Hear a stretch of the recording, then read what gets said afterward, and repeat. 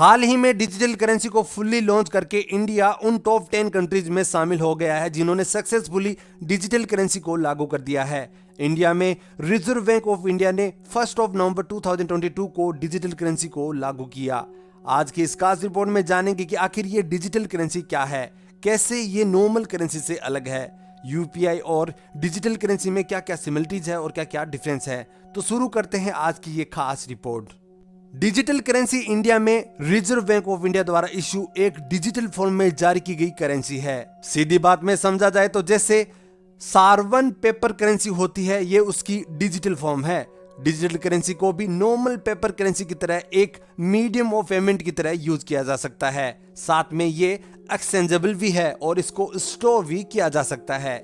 यहां पर एक बात गौर करने वाली है, वो ये है कि जिस तरह कैश को डिपॉजिट करने पर इंटरेस्ट मिलता है, उस तरह डिजिटल करेंसी पर कोई इंटरेस्ट नहीं मिलता। डिजिटल करेंसी के मेनली 2 वेरिएशंस है। एक है होलसेल जो कि फाइनेंशियल इंस्टीट्यूशन के लिए बनाई गई है, दूसरी है रिटेल जो सामान्य पब्लिक के हिसाब से डिजाइन की गई है।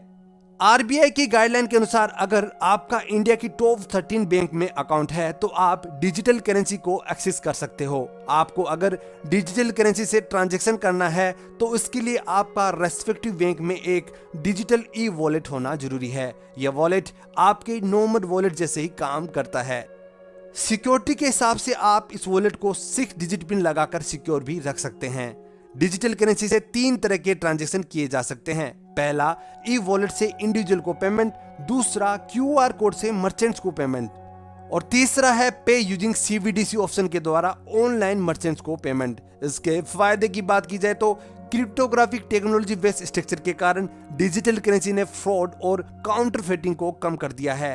डिजिटल करेंसी के यूज से पेपर करेंसी की प्रिंटिंग और उनकी सिक्योरिटी पर होने वाले एक्सपेंडिचर को कम किया जा सकता है।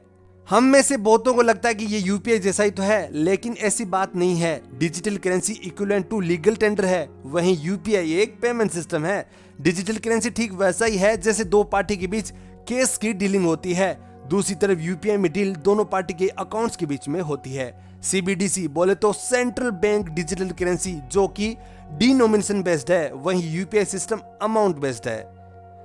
Digital currency digital e wallet में रहती है लेकिन उस पर कोई इंटरेस्ट नहीं मिलता। वहीं यूपीआई में अमाउंट बैंक अकाउंट में रहती है तो उस पर इंटरेस्ट भी मिलता है।